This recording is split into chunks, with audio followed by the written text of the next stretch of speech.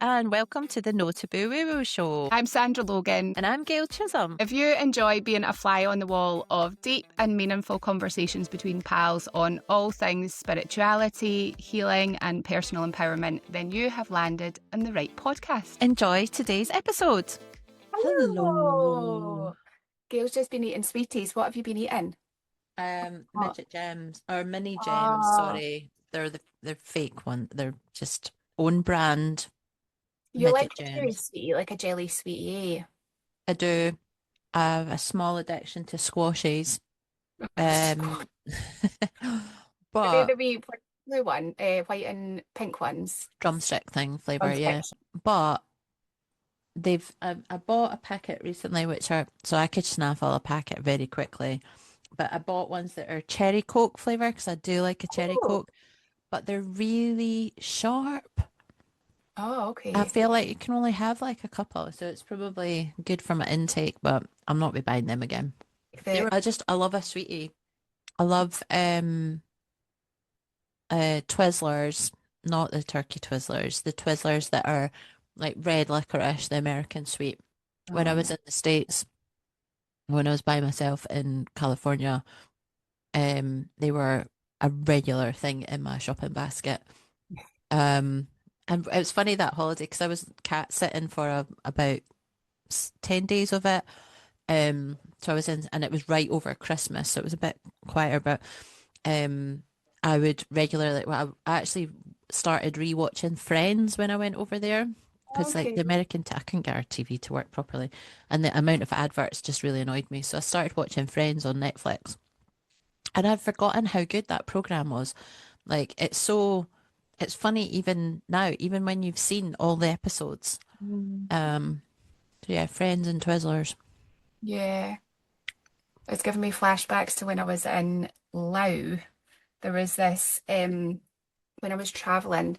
There was this place, this area. I can't remember what the name of the area was, but there was this outdoor, indoor type restaurant where they had like a massive screen and they just played like Friends on repeat. It was Friends or The Simpsons, I think was the other one. But it was a bit of like a party village town type thing. It was a place where they had a river that you could go down the river on like these rings. This came up in a reading for somebody, this memory actually, in a private, but it was like you would hire these rings and go down the river, and down the river on other sides of the bank were like these little pop-up pubs, like little tents that people would stop by. So we never did it because it was also very dangerous because there was some rapids on the river. And your travel insurance won't be covering any accidents from that. well, there was a couple of people had died. I was like, that's a bit risky. I think because people were also getting like mad with on the spirits from like in Southeast Asia. It's like, I don't know, the spirits hit different, and the Red Bull, I remember having Red Bull in Thailand and being like, this is like fucking rocket fuel. It was mental at the full moon party. But anyway, yeah, that was like they had this place and it was like everybody would go there hungover. You just see people like lying for hours, ordering their food and being like sitting nursing their hangovers, watching Friends or The Simpsons. That's what that made me think of. It's so funny, isn't it? Because the thing that sort of, you sort of think back to being younger and like, what's your relationship with risk? Like, as you get older. And maybe it's that kind of generational thing, but definitely I think the older I get, sometimes my relationship with like physical risk. Whereas actually, weirdly, I think that I suppose to some people, they might look at the life you and I lead as high risk in a sense of it's in the less conventional bucket. Yeah. I was out at the week, well, I wasn't out, I was traveling to netball, a game, and they were like, oh, what are you doing? And I was like, oh, I've got my Reiki graduation. She was like, oh, and she's like, oh, I've had Reiki before. And I said, well, I'm already a Reiki practitioner level 2, but this is a spirit-led or shamanic style Reiki. I could see like at the corner of her eye, like, okay, what's that then? And it was really interesting because I found myself, I wasn't like dimming to fit in, but so I sort of acknowledged, I was like, oh yeah, I like a little bit of the woo. I also then told her about the podcast. Um, but I was trying to explain that this is still Reiki healing. It's accessing the same healing that a mainstream practitioner would, but it's in a slightly different, your process is different. The accessing of that energy is different. The practitioner's role in the accessing is different. And also with the spirit-led or more shamanic type is there's not just the Reiki energy healing. There's also something they call it a return of personal power. So it's accessing like your own power and energy. But when you sense that someone just thinks you're, not that I thought she thinks I'm a little batshit crazy. Um, Maybe this was my conditioning that arose. Like a feeling like it's not like you've got to justify it, but because you just sense people going, all right. So when people do the, all right, like, Yeah. is that a curious all right, or is this you're just a little bit crazy, all right? Um, Yeah. it was interesting because I sort of reflected on it over the weekend, and and I've been talking to the person who taught the Reiki that I've just learned from, and we were having a chat about my case studies and kind of what's next. And it's really fascinating how um like where you think about where does your confidence come from in these spaces and actually how much conditioning exists Yeah. from um just like growing up in like the UK, I suppose. Yeah. And going to like a regular school and then going to university or whatever after school and getting a regular job, and then to step back out of that and you realize that like I find myself justifying a little bit of like what am I doing, or you think, and like I respect people who don't have the same belief systems as me, but it's just really interesting how, and that this weirdly is like tying back to the last episode I was just going to say that. with the Yeah. jump into conclusions. Yeah. And it's an interesting one, isn't it? Because like Mm. I've definitely been there myself and I still feel it. I think having gone through the shift, and this is funny where it's like it pushes you outside of your comfort zone and embodying the fullness of who you are, which by the Mm. way, laughing because the card that came out this week is the Queen of Wands, which is all about embodying your confidence and Oh, the your Queen of personal power. Wands So was we'll get under the Two of Wands in the last episode, but we didn't really talk about the Queen of Wands. But obviously, the Queen of Wands has got a better message. But she's I got, love the imagery of that one. isn't she beautiful? It's gorgeous, isn't it? Mm. But it's really interesting because I found that this came up a lot for me when I was just starting out in my business years ago, and like being a spiritual life coach, as I called myself then, you know, labels, and doing Reiki was that like I had my own conditioning around all of that and the messaging. And I'd come from a job where I was a retail buyer, like it's complete contrast of job and completely different way of working. And I found myself that it was like I chose the word coach because it felt like more of a real job. And when it came to things like telling people what it is that I did, I could feel the discomfort rising because, again, like you're saying, is that I felt like I needed to justify it or explain myself to people. But also, what I noticed throughout that, because there's like, you're obviously, when you're meeting different people and having conversations around these things, is that you're getting lots of different perspectives and levels of even awareness around these different things. So I think it's easy to jump to conclusions that, that person is judging me or whatever, but sometimes it's just that people don't understand. Like if people don't know what Reiki is or what spiritual life coaching is, well, A, they might make their own assumptions, but B, they might be curious and might feel like, oh, this is not somewhere that I feel confident and contributing anything in conversation because I don't know anything about it. And I'm going to end up looking stupid if I ask questions. So I think it's like there's lots of different ways to look at it, right? And I think, well, I have certainly recognized this because as I've made that shift, because became more and more comfortable in sharing what I was doing, and because you can become more confident on the journey of actually doing the thing as well and being like the embodiment of the work that you do. But then when I shifted to doing tarot readings, I'm noticing that coming up again, this old story of like, I'm going to be judged because I think there's a lot of judgment on tarot reading in itself, probably because I've been that judge in the past, that I've judged others, I've judged myself. So it's this whole thing of like certain things not looking like a real job or they're not respected in the society that we live in. And I think at the heart of it all is having your own self-respect, having your own self-confidence, and being the embodiment of the person that you are now, not the past version of yourself, or not shaping yourself to make other people comfortable. It's like, it's interesting because the Seven of Swords is at the bottom of the deck. And when I looked at this, I heard, "What does the fox say?" Do you know that song? What does the fox say? And then it goes into this really annoying song, right? If anybody knows that, they'll get the reference. But it's like there was a song that was like, "What does the fox say?" I don't know if it was like a social media thing, but that's what popped up. And it's like the fox can represent sneakiness, right? It's like the Seven of Swords. It can be this sort of sneaky energy. And what I'm getting is like that not everybody's out to get you. Not everybody is out to get you. Not everybody is out to judge you harshly. Like some people actually want to understand. And that's where it's like using your discernment with the people that you're communicating with is, and having conversation like won't be.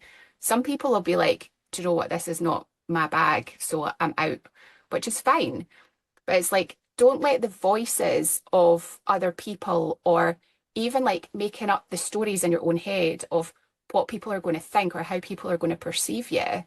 It's like, just be yourself and just being yourself and owning it confidently.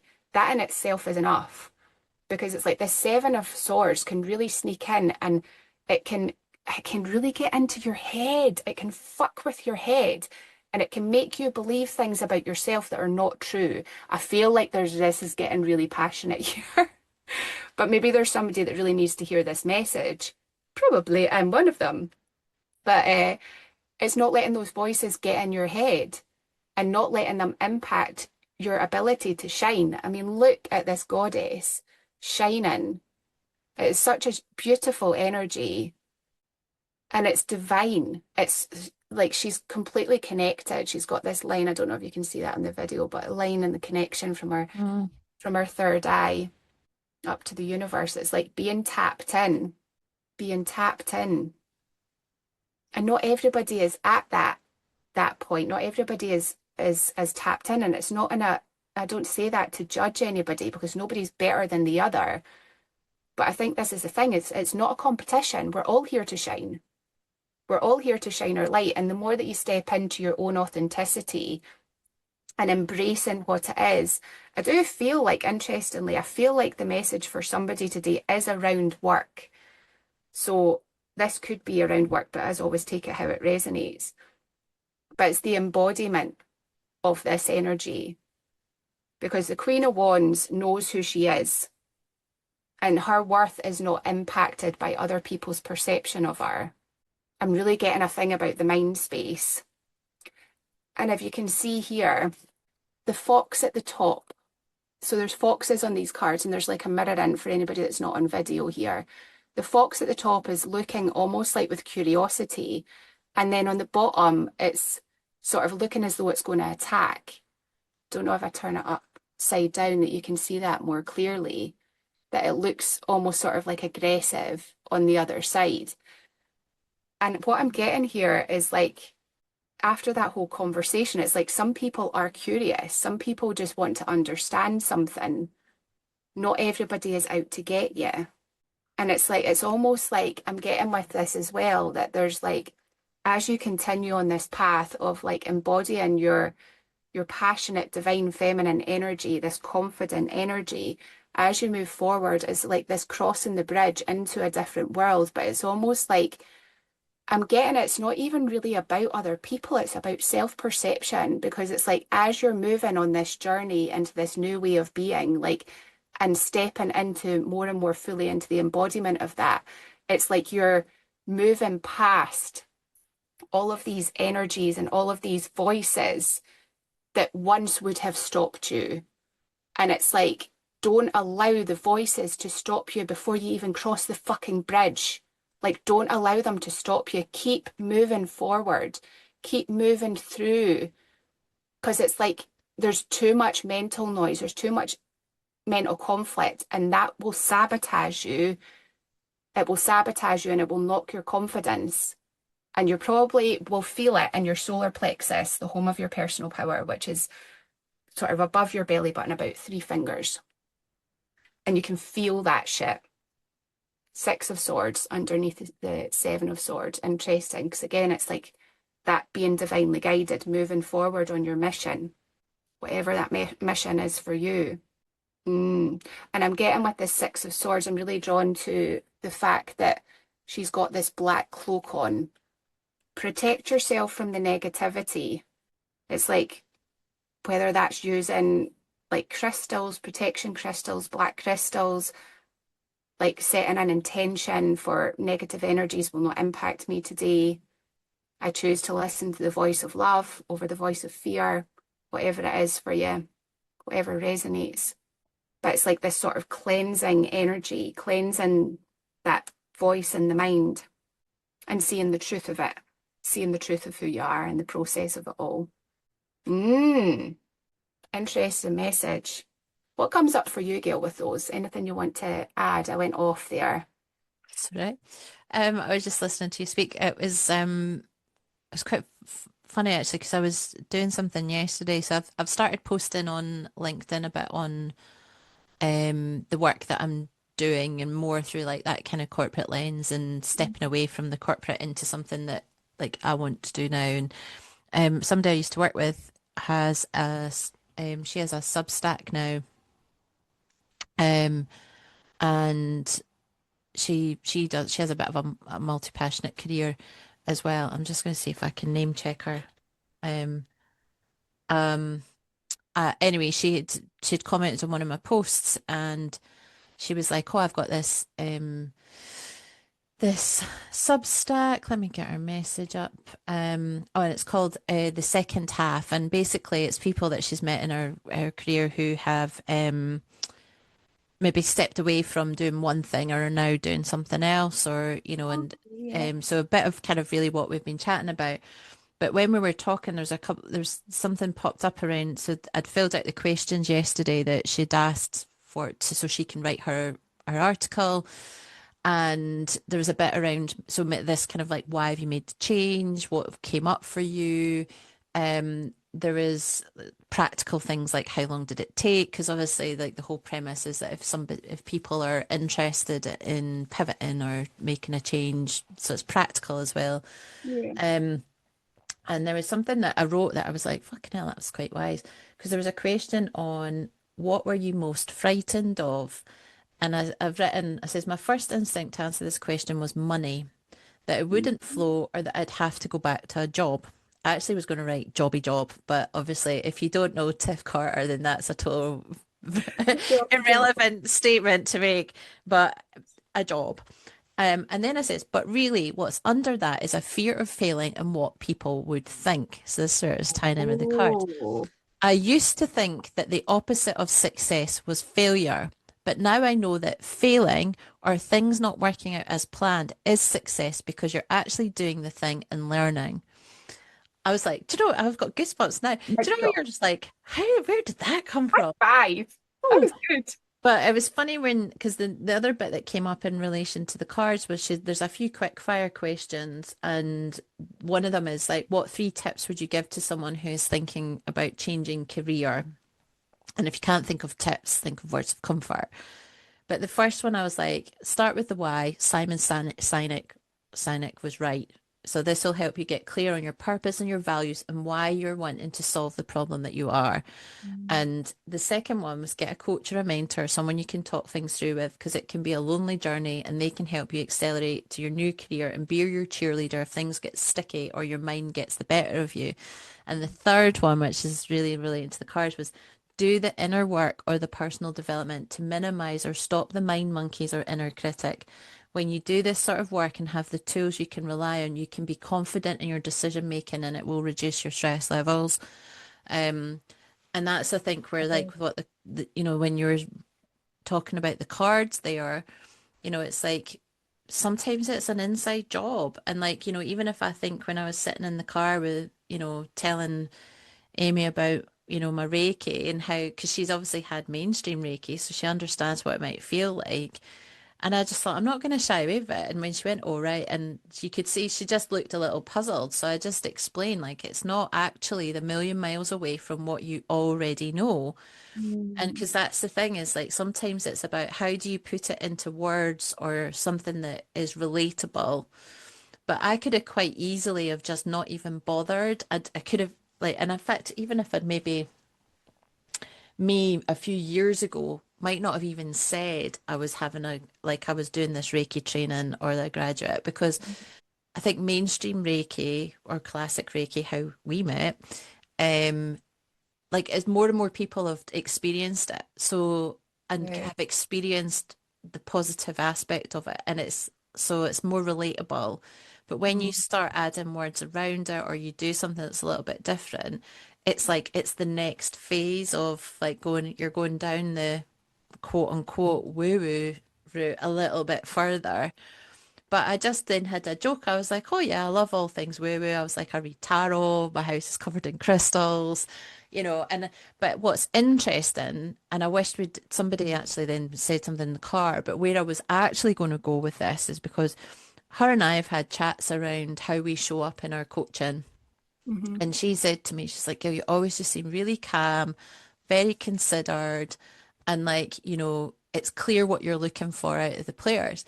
But what I've wanted to say on that is like my woo-woo tools are why I can show up like that Mm. because I have done a lot of the inner work. Like if I had been coaching, I mean, I do it now sometimes. My fiery passion, my Leo energy gets the better of me.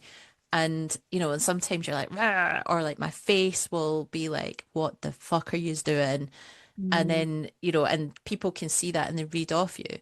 But like the more you do that inner work and the more you start to realize like actually like you were saying like it sits in your personal power and you can choose you're Yeah. in control of like how do I show up here? What's Mm. going to benefit the people around me?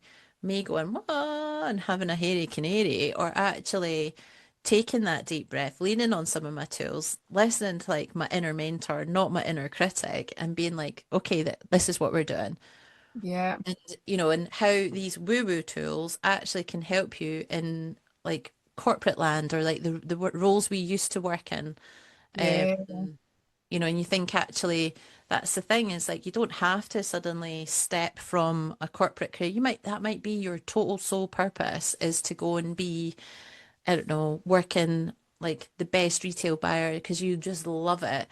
But like Mm. if you're in touch with some of these things and do the work and you don't have the inner noise, you can just be you can be your genuine version of yourself at work. Yeah. Yeah.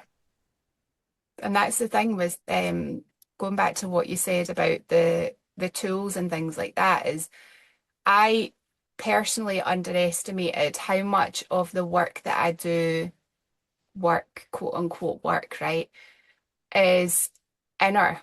It's inner work. And when you are moving, especially if you've been in the more conventional mainstream society path of career, to shift from that into something completely different, even if it's not completely different, it might just be a slight side shift, right?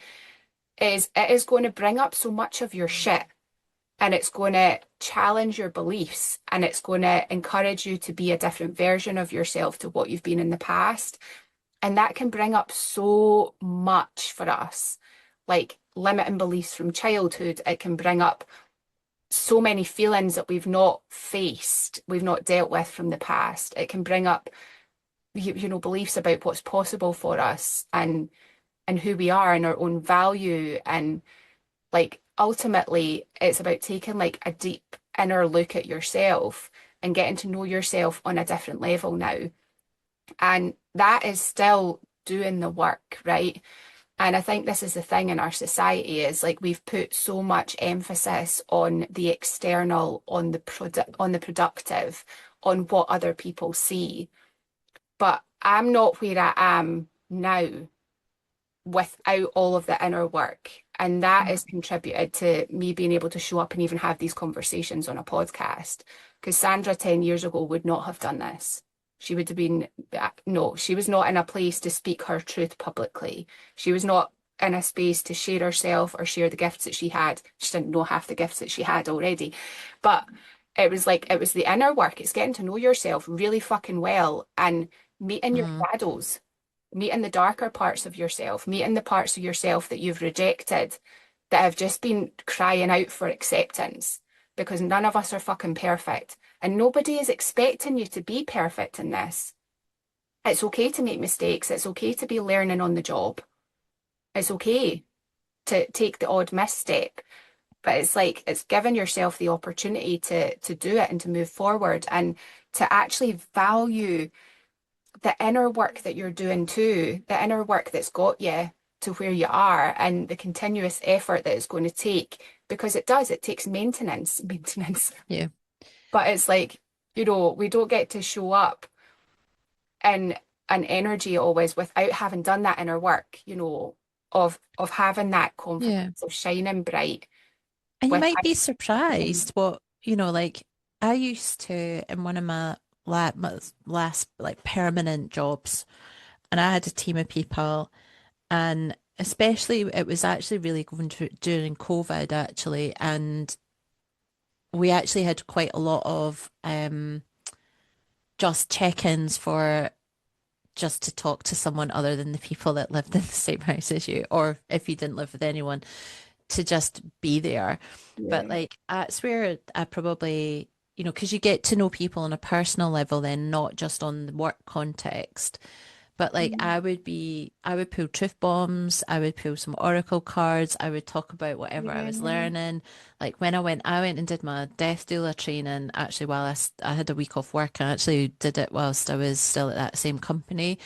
And like and it can be as simple as not shying away from the things you do in your spare time. And that's not about pushing, but like, and even like in the car, I could tell that Amy was in her with her, all right, was a little bit of curiosity because she's like, I don't know what that is. And then mhm, when I was like, actually, it's a different process. You could see she was like, all right, this becomes relatable now to the experience I've had before. Um, but also sometimes it's like it can jar with people's beliefs and they're like, well, I've never really thought about this. So they've got to go away and yeah, then but the minute you put a stake in the ground or say something or give people, it's an open invitation for someone to be curious, to have a conversation or to be, for you to challenge yourself a bit more. You'll be like, well, why do I use crystals around the house? What is it about crystals? And mm, do they work? Or like your pendulum is like, why the fuck would you listen to a pendulum? And, or what about tarot? And it helps you always question the tools and the guidance that you're receiving to know like what tuning into yourself, right?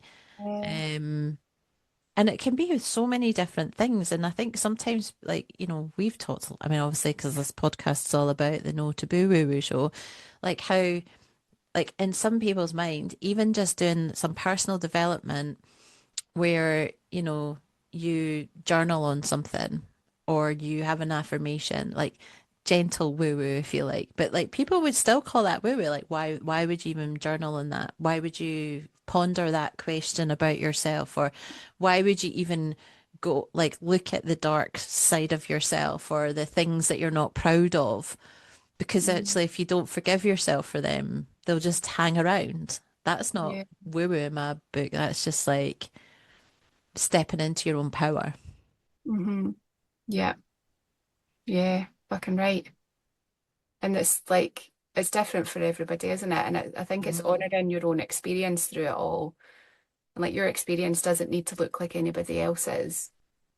And we talk about that Mhm. quite a lot on here, is like that is not comparing your journey to anyone else's. And when we take away that comparison, or like how things, the perspective of like how things should look, is like when we remove that, we can just like be in the energy of enjoying the journey of it, of figuring it out along the way, not necessarily having the answers all up front, Mm. but it being like this journey of discovery and rediscovery of who you are. And it's like, it's also like when you're on this journey, right? Like we call it a journey all the time, and you can define that in whatever way you want, but it's like because you're evolving, and especially at this moment in time, we've got so many people going through like awakenings on all different scales. And it's sort of as you evolve, you're learning about who you are at each stage of that. And that's something that I wasn't prepared for at all, was like the level of grief that came with shedding the past versions of myself as I moved into a different way of being. And like it's allowing yourself to feel all of that, and to allow yourself to let go and not hold on to past identities because they felt safe to you, and not showing up in certain situations as that past version of you who you're not Mm. anymore just to make other people comfortable. This is something you probably see a lot with like family or old friends. It's like this person, also it's like almost like there's this unspoken agreement of who each of us are in this connection.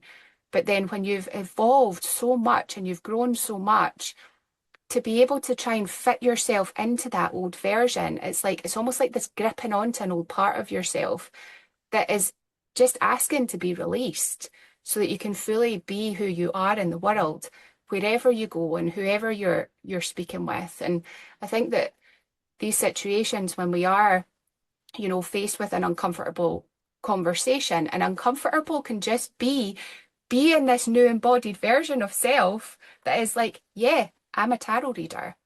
And seeing the look on somebody's face of being like, what fucking planet have you come from? And that's okay. I'm okay with that. But it's being okay with being judged and meeting that, and still being like holding your own and being like, okay, I can feel the energy of judgment, and noticing what's going on. And it can be an observation. We don't need to be perfecting this art of like showing up in a certain way, but it's just leaning more and more into being yourself, authentically yourself, and admitting that, do you know what? Sometimes it feels really fucking uncomfortable to have this conversation and tell people what it is that I do, because so many people don't understand it.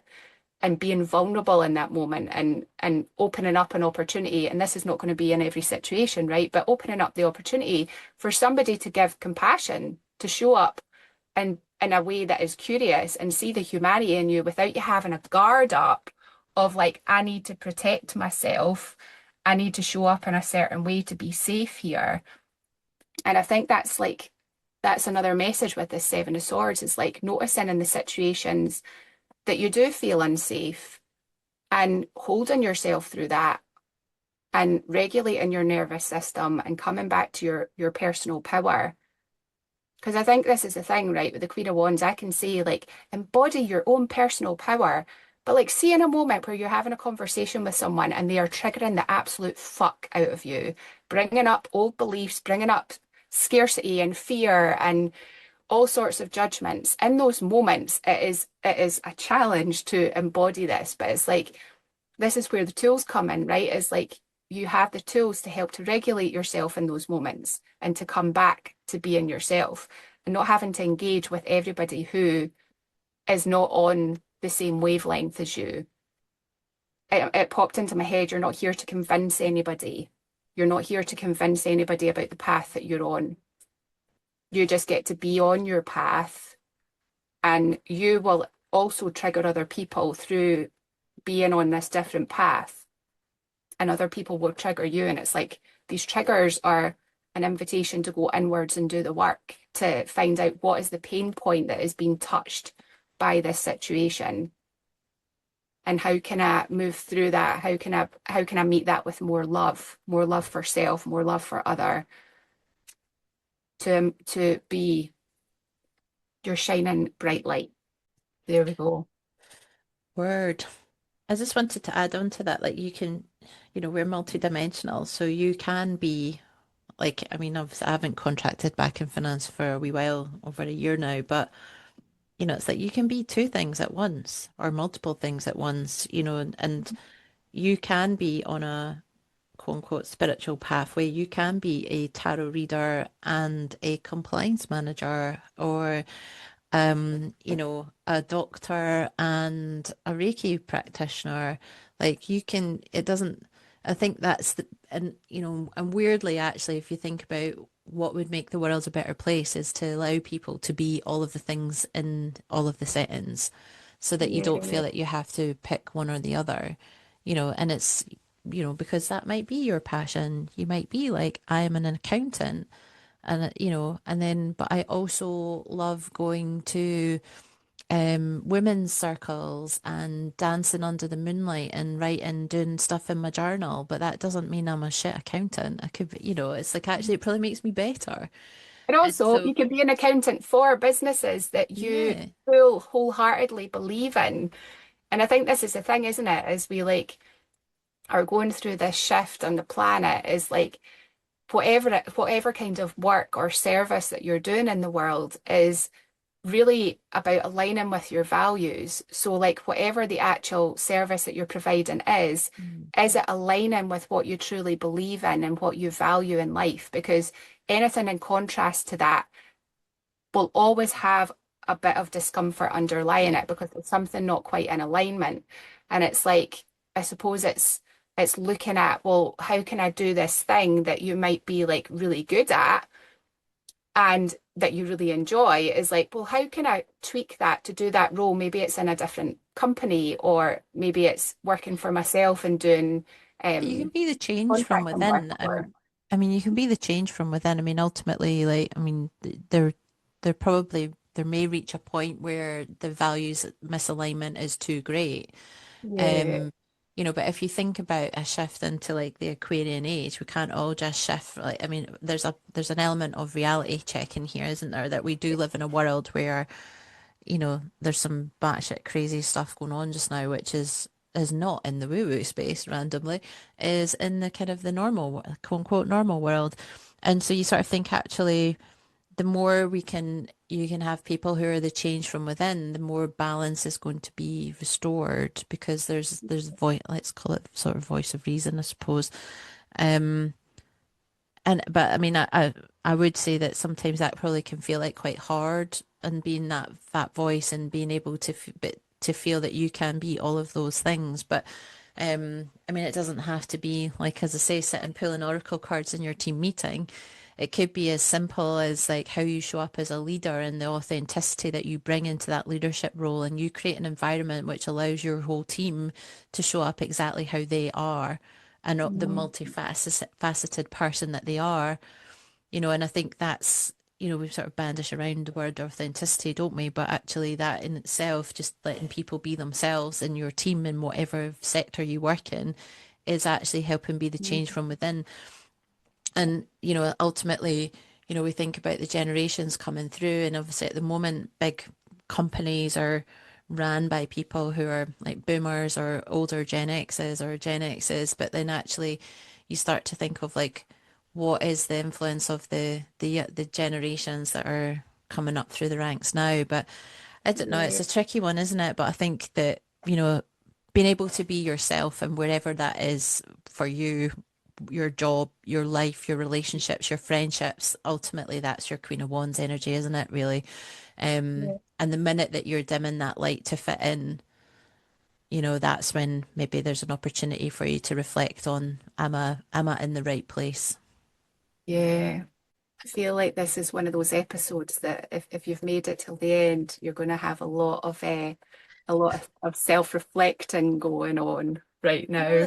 This is really funny that Remember to this has treat come up yourself because, with love and grace. yeah, I just wanted to share something that came up to me when I was in the shower this morning, and I don't know I where love this has come our from. thoughts are the best. I know it was Yeah. like, I mean, obviously we've talked about shadow work and stuff before, but something popped into my head about, in fact, I was probably like maybe 19, 20 or something. And you know, I was just sitting there thinking about, those little things that come up and you think, would Gail today do that same thing? And Gail today would Mm-hmm. probably not do that same thing. And it was almost like, because I've done like shadow work, but then I was like, there's all those sort of things that are the less than proud of moments. Mm-hmm. And it occurred to me today, I thought maybe this is a good time to like write a list of all the things that keep popping into my head that I'm like not very proud of. And that I maybe, and to dig into like, well, why am I not proud of that?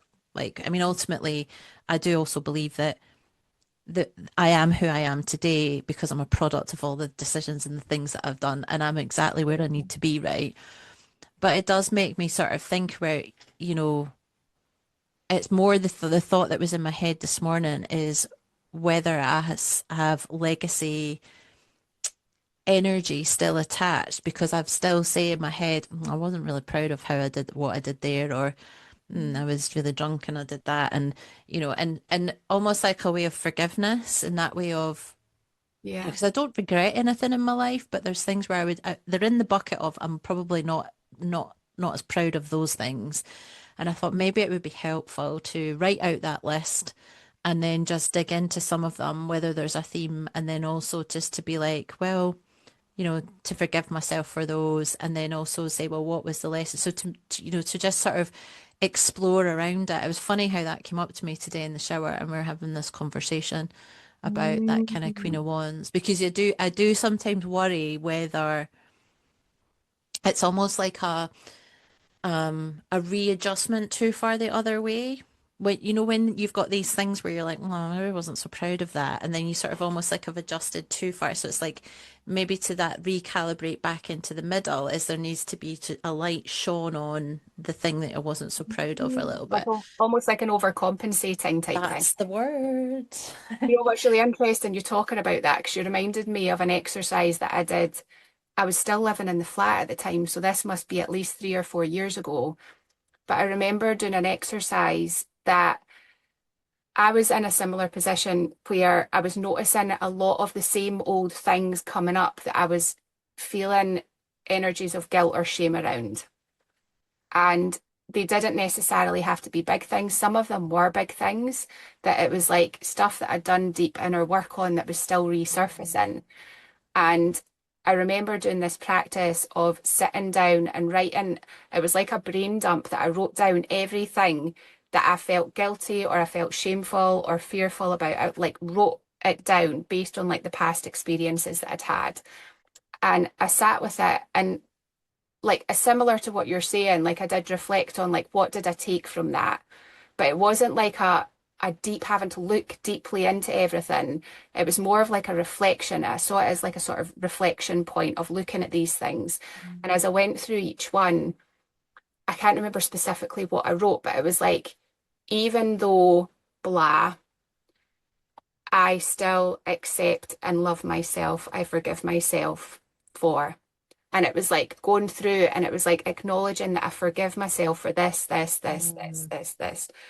And I still accept and love myself. And you know what was really powerful in actually doing that practice was what I noticed was when the thought came back up again, because it does, like these practices don't just poof, make everything disappear, right? It's Exactly. filter. But what I noticed was really interesting was when certain things came up, I would say to myself, I already forgave myself for that. I don't need to revisit it. Mm. More often that I did that, the more natural it became and the less and less I focused on those things. And I mean, focused on them, but they were certainly things that would come up now and again. And even still, they might still come up and things that have happened 20 odd years ago, even longer, but things that have come up that I can look at, I can say I forgave myself for that. And it's just this, it's reaching that level of acceptance in yourself of like, okay, I did that thing, but that does not determine who I am in this moment. It doesn't determine my worth, Mm. my value. I'm still a good person because I had this old story playing out that because I had done things that I wasn't proud of, because I had embodied so much because I suppressed so much grief and shame. I had this underlying story on repeat that I was not a good person. And because I went through all these challenges in my life from quite a young age, was that it was like these quote unquote bad things. I'm using a lot of quotation marks today, but quote unquote bad things that were happening was because I was not a good person. And if I was a Mm, good person, that bad thing wouldn't have happened to me. And that damaged me a lot, especially in my ability to receive and be open to receiving positive experiences in my life. And I've learned through it all that one of the biggest takeaways is that there's always going to be highs and lows. Life is not all light and it's not all mm, shadow. It is the two, and it's how you navigate the two. But what I think is important to highlight here is the story, and maybe this will resonate for somebody, but what's the underlying story that's on repeat, that is running in your psyche, that is limiting you? Coming back to that Seven of Swords as well, because that can really be that energy of like it's sneaky. It's like it gets into your psyche and it makes you believe things about yourself that are not true.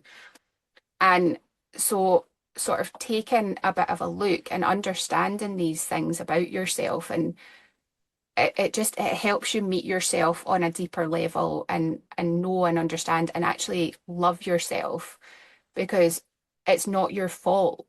It's not your fault that certain things happened. It's not your fault like that you did something like that necessarily. And that's not to say that we're not responsible for certain things, right? But sometimes we do things out of the level of awareness that we are in at that moment, right? And it's not to say that, like, don't take responsibility for your actions if you have done something that you're not proud of or whatever. Accept it, say, okay, I did that thing and I apologize, send out your apologies where they're required and whatever. But also, it's like, don't internalize that. mm, Don't internalize it, because when that, it's like you were saying, it's like that energy still sits there, it lurks, and we can make it yeah. mean something about us. And that is a dangerous place to be in, because we're all fucking human. We all make mistakes. We've all done things that we're not proud of. But it's like the more you allow that to be the ruler of how you're moving through your life, is the more stuck you're going to stay. Mm, And it's like, forgive yourself. You're worthy of forgiveness. You're worthy of forgiveness. It's okay to let it go.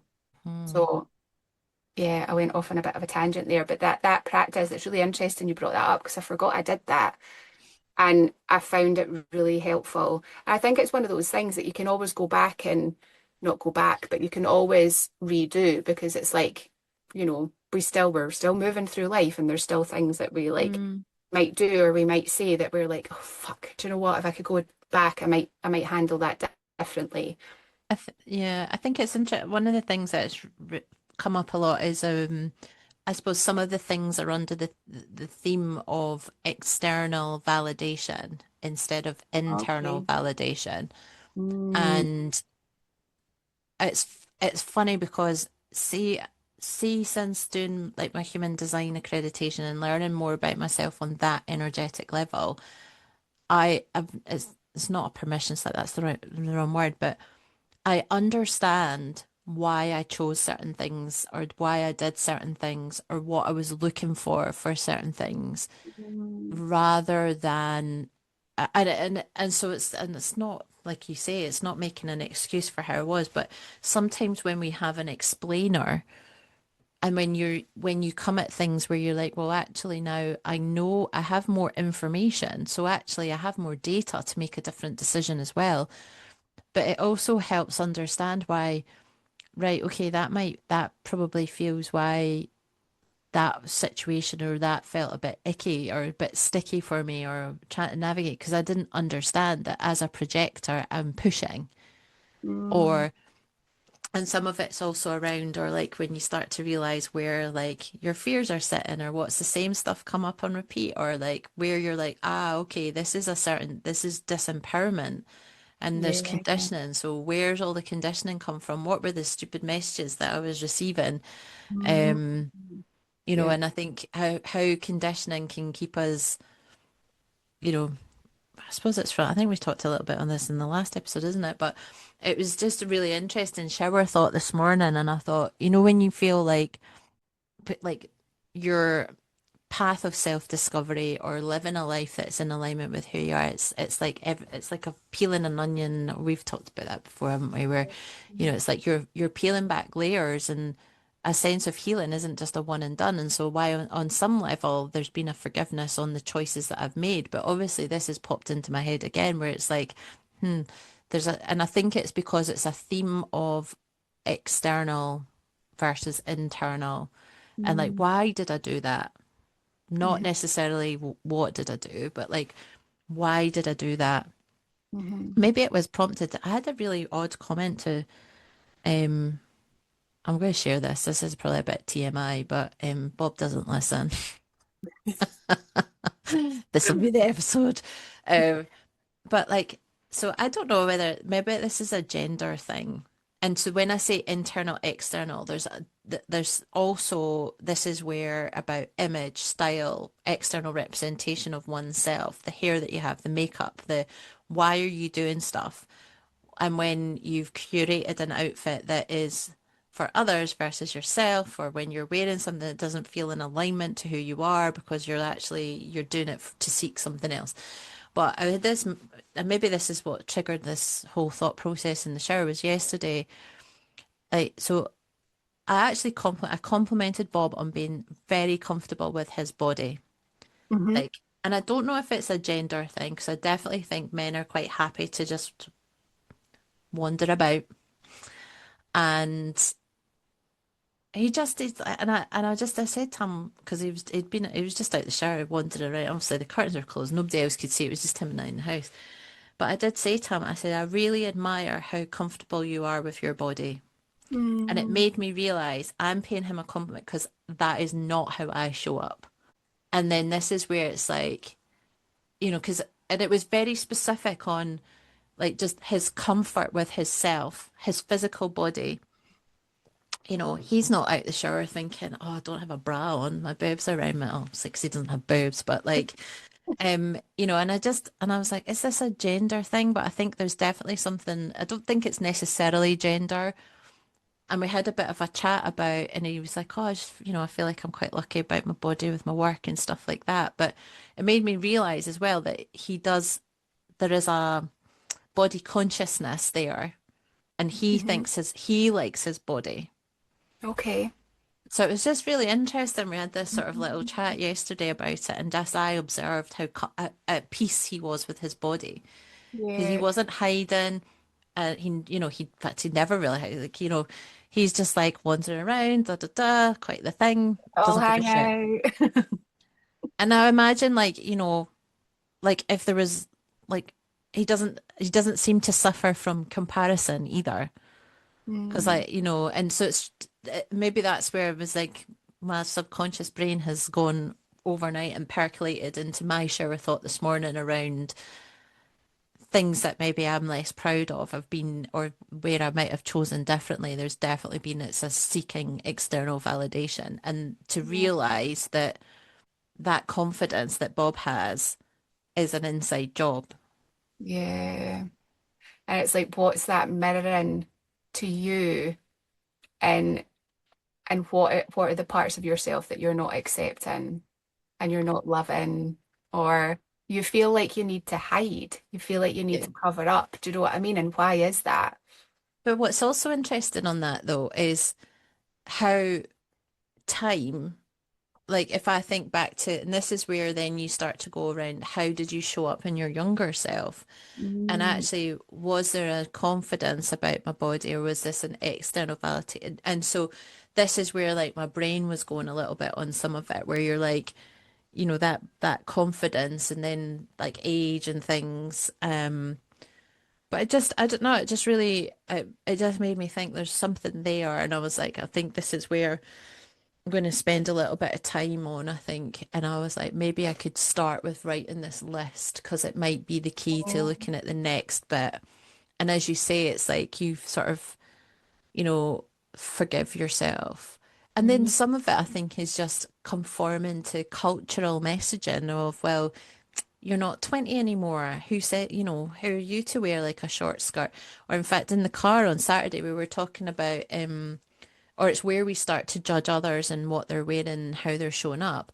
But Mhm. then this is the bit, the sweet spot with what I was saying with Bob is I was admiring his own sense of enjoying himself. Yeah. Oh, and enjoying himself. That sounds like he was doing something Right. wrong. It That's not wasn't what I meant, that kind of people. podcast. And this the confidence to be like, Yeah, he be didn't, himself. he was just him, and he's like, he just had this. You could just tell he was so comfortable with his body.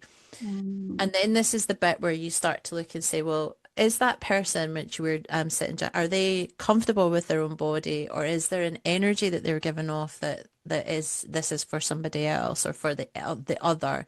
And it mm, could be both, but it's just, when you start to go off on like a little like a little mind wander, yeah. um, but it did. It was a weird thing. I just felt like I had to say it to him, but I just was like, I really admire that in him. I And I love that you gave him that realized, because it's like you're seeing him in that moment as mm, well. And it's being, I mean, when we're naked, we're like the most vulnerable, right? It's like so everything is exposed. But it's like mm, you acknowledged him in that moment. I think there's something really beautiful yeah, about that is like being vulnerable enough to share like that what was coming up for you in mm, that moment. Like I think those are the moments that we underestimate create so much intimacy, especially in romantic relationships. Like because mm. he'll not forget that. But also, but like, I think we did have a bit of a chat. So he can, and I said to him, because I really do admire it. I says, I Mm. wish I could be a bit more like you. And I am to a point, but like there's, you know, and I suppose my body language would also give me away that I am not this, I don't have the same ease and comfort with my body or all of my body, it's a better way to say it, that he does.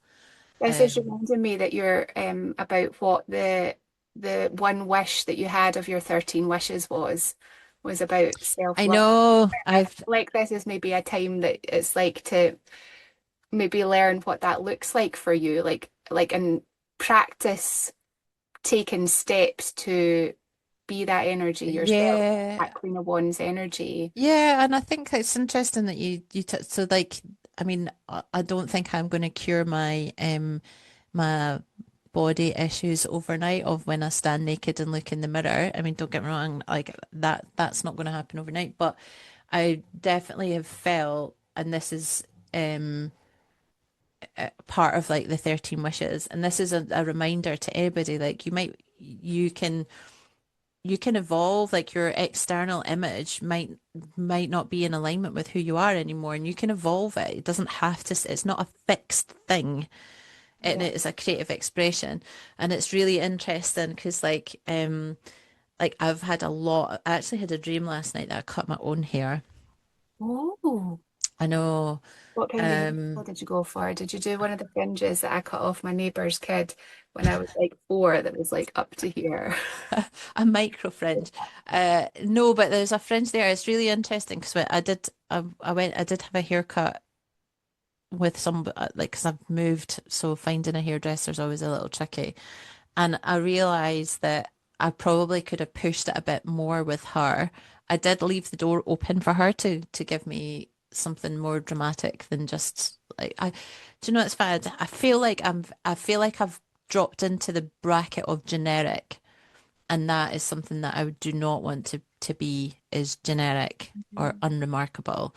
And um it's really got me thinking about, and part of this is where like connecting to past versions of ourselves, where stylistically, the energy you brought to certain things, or what was it that you always were known for. And some of it you're like, oh well, I'm never going to do that again because that was just a shit era.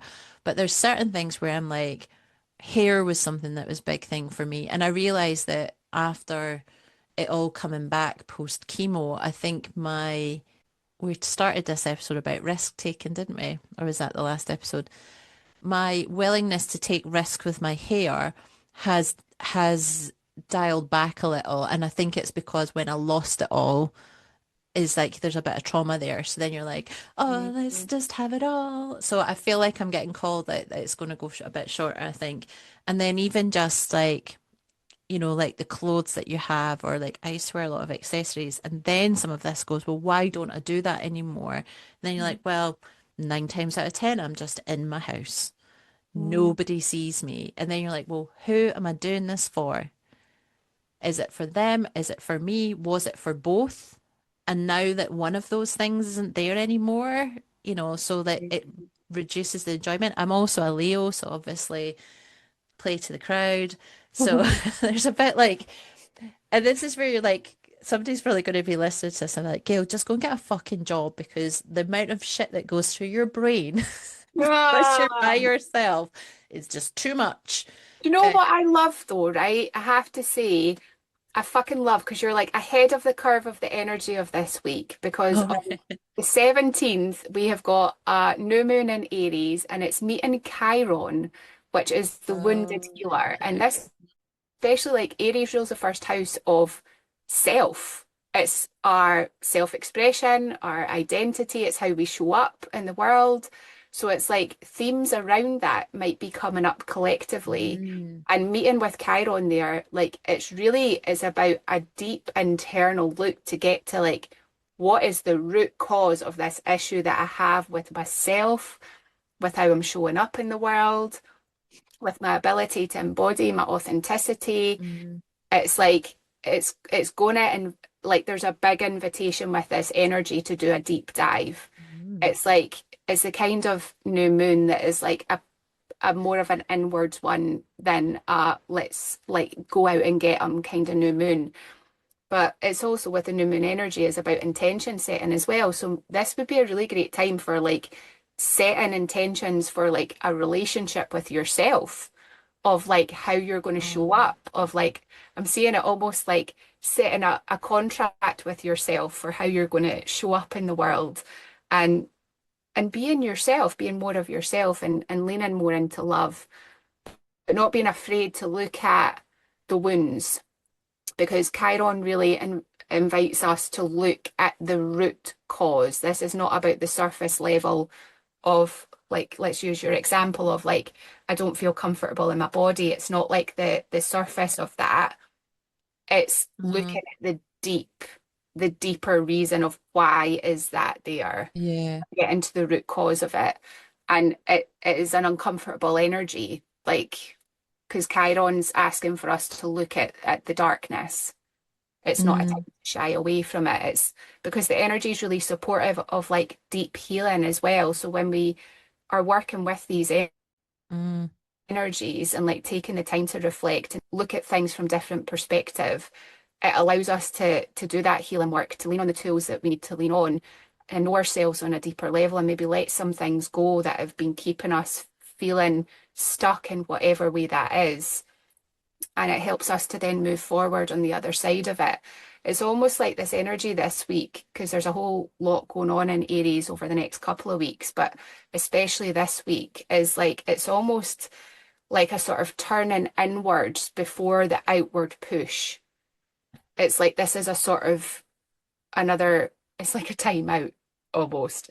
To like take a time out, give yourself permission to rest and self-reflect and to do the healing, because it is worthwhile doing and spending that time with yourself. So yeah, because it's like it's really this sort of push-pull energy because Aries is like it wants to get moving, it wants to be doing stuff, but then we've got all this other stuff going on that's like it's okay to take a pause and a time out. And actually the energy on the 17th, I don't know if this will be out before then, but if it mm. is, it's like take that time or whenever this meets you, right? Because divine timing and all that too is yeah, take that time for yourself. You're worth it. 100%. 100%. What a juicy episode. I know, it's been very rich in good chat as per. Thank you for sharing all of that, by the way, because it's like, I think this is the thing about the pod as well, is like the more we share our own vulnerabilities around the things that we're not comfortable with or the things Mm, that we're like, oh, this is coming up for me, is it's like, it reminds people that they're not alone as well. Do you know Mm, what I mean? And it's like we're all in it together. mm. Yeah, so thanks for sharing. I know. And it's just like listening to the call of the thing that doesn't feel like it's aligning anymore. Mm, You know, so yeah, yeah, good chat. Thanks good for chat. listening. Please share anything that has arisen or like, if you cut your own hair, that would be I do. I buzz it, and there's probably fabulous. always a little stray robe. It's getting to that point where I look a bit like a 12-year-old boy, so I'm gonna have to cut it soon. I This is the think thing when it's, it's so short, is like it needs constant, like every 10 days. but you look like the Queen of Wands on your deck. Oh, thank you. She's a Mm. goddess. A goddess, I'll 100%. hold this up for everybody as a last reminder. You can see Queen of Wands, shine your light. Shine your light. There we go. Until the next episode. Until the Thanks next for being episode. here. Much And love for listening to today's episode. If you enjoyed this podcast, then be sure to like and subscribe and hit the bell notification so you get notified about future episodes. We'll see you next time.